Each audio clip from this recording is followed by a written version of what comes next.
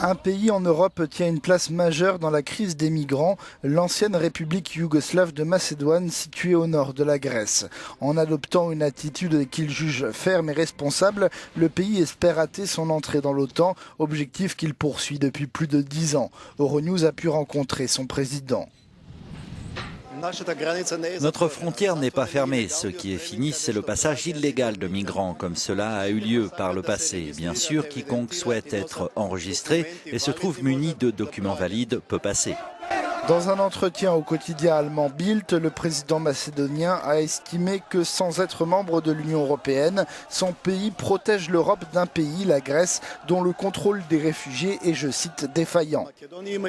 Nous avons eu de nombreux réfugiés par le passé, lors de la guerre en Bosnie, puis lors de la guerre au Kosovo. Nous avons eu 360 000 réfugiés. Ce n'est donc pas la première fois que nous faisons preuve d'hospitalité.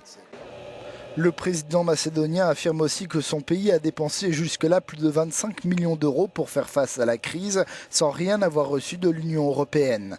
À propos de l'accord entre l'UE et Ankara, il reste prudent. Il est prématuré de s'exprimer à ce stade. Nous devons voir les solutions qui seront finalisées dans une semaine. Il est très important de rechercher des solutions car ce n'est que le début de la crise des migrants. Pour être plus précis, nous allons devoir traiter cette crise et ces mouvements de population pendant toute notre vie. Les derniers réfugiés syriens à être entrés en Macédoine avant que la route des Balkans ne soit fermée, au nombre d'un peu plus de 400, ont pu être accueillis dans des abris d'urgence après avoir passé 3 jours dans un champ boueux.